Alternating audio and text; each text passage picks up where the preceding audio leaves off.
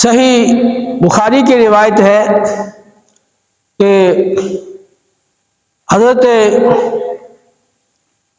ربیع بن برا رضی اللہ تعالی عنہا نبی کریم علیہ السلام کی بارگاہ میں حاضر ہوئی، عرض کیا یا رسول اللہ صلی اللہ علیہ وسلم، میرا بیٹا حارثہ بن سراقہ رضی اللہ عنہ تو بدر کے میدان میں اچانک نامعلوم تیر اسے آ لگا جیسے وہ شہید ہو گیا۔ آپ مجھے یہ بتائیں کہ وہ جنت میں ہے یا کسی اور جگہ ہے؟ اگر تو وہ جنت میں ہے تو میں اس پہ صبر کروں گی، اور اگر وہ جہنم میں ہے تو میں اس پر خوب رویا کروں گی۔ تو آپ صلی اللہ علیہ وسلم نے فرمایا کہ جنت کے تو کئی درجات ہیں، تیرا بیٹا جو سب سے اعلیٰ درجہ ہے نا فردوس الاعلیٰ، وہ اس کے اندر ہے۔ صحیح مسلم کی روایت میں ہے نبی کریم علیہ السلام نے جنگ کے آغاز میں صحابہ کو فرمایا تھا کہ جنت کی طرف سبقت کرو اور دوڑو جنت کی طرف جس کی وسعت آسمانوں اور زمین کے برابر ہے۔ تو حضرت عمیر بن حمام رضی اللہ تعالیٰ عنہ انہوں نے عرض کیا یا رسول اللہ صلی اللہ علیہ وسلم، آپ نے بہت خوب فرمایا، بہت خوب، 2 دفعہ کہا، بخ بخ، بہت خوب بہت خوب۔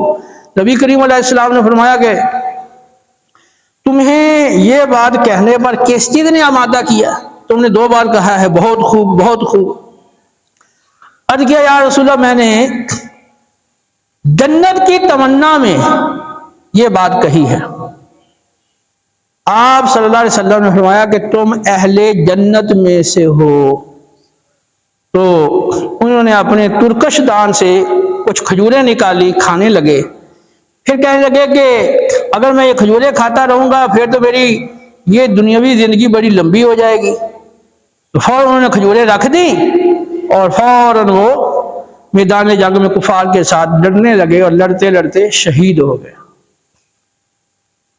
ان اللہ اشتری من المؤمنین انفسهم واموالهم بان لهم الجنہ، بے شک اللہ نے مومنین کی جانیں اور مال جنت کے بدلے خرید فرما لیے۔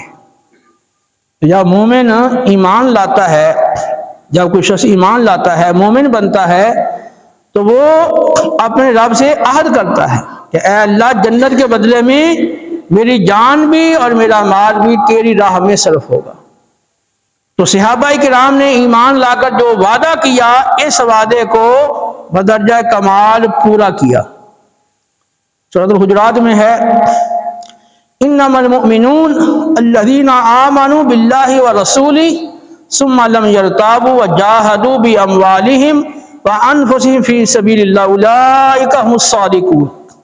مومن تو حقیقت میں وہ ہیں جو اللہ پر اور اس کے رسول پر ایمان لائے اور پھر کسی شک و شبہ میں نہیں پڑے، انہوں نے اپنی جانیں بھی اور اپنے مال بھی اللہ کی راہ میں صرف کر دیے، یہی لوگ دعوی ایمان میں سچے ہیں۔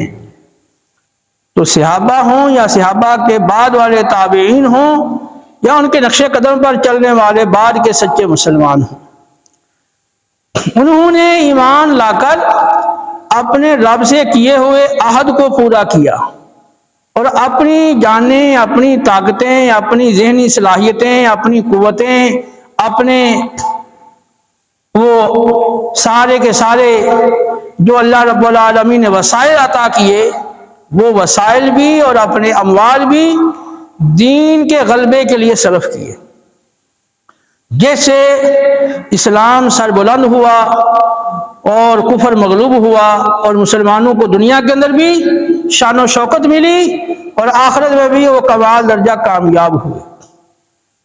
جب سے مسلمانوں نے دین کے معاملے میں سستی کی، جان اور مال کو دین کی راہ میں لگانے سے انتہا درجہ بخل کیا، اپنی خواہشات کو پورا کرنے کے لیے، آسائشیں، سہولتیں اور لذتیں اور مزے حاصل کرنے کے لیے، عالی شان مکانات اور اچھی گاڑیاں اور اس کی مثل دنیا کی چیزیں حاصل کرنے کے لیے انہوں نے اپنی طاقتیں، اپنی قوتیں، اپنی صلاحیتیں، اپنی ساری زندگیاں لگا دی۔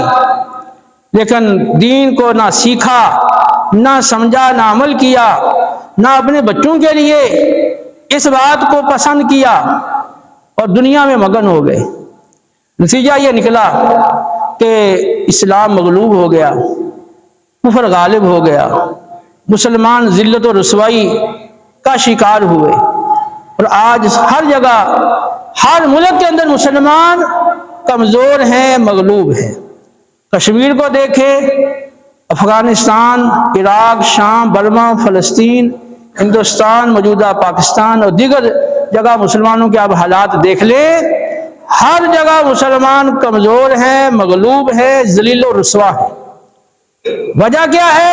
اپنے رب سے جو وعدہ کیا تھا جنت کے بدلے میں دین کی راہ میں جان اور مال صرف کرنے کا، اس عہد کی پاسداری نہیں کی، اس عہد کو نہیں نبھایا، اس کو پورا نہیں کیا، اور یہی سمجھا کہ بس دنیا کی زندگی ہے، بس اسی کو سنوارو اور دنیا کی آسائشیں سہولتیں جمع کرو تو بس آخرت میں بس دیکھا جائے گا۔ تو پھر موجودہ حالات آپ کے سامنے، کاش ہمیں کوئی اپنی غلطیوں کا احساس ہو۔ آج کیا آپ نہیں دیکھ رہے ہیں کہ کس طرح مسلمانوں پر کفار حملہ آور ہیں؟ ایک تو جسمانی طور پر جو مسلمانوں پہ حملے ہو رہے ہیں، یعنی انہوں نے مختلف جگہوں کے نام لیے ہیں، کشمیر کا، شام، عراق، برما، افغانستان، عراق کا، تو یہ جسمانی طور پر جو حملے کیے گئے، اس میں کتنے مسلمانوں کو شہید کیا گیا، کتنی مسلمان عورتوں کو بیوہ کیا گیا، کتنے مسلمان بچوں کو یتیم کیا گیا، کتنے بڑے بڑے نقصانات کیے گئے۔ یہ تو جسمانی اعتبار سے ہے۔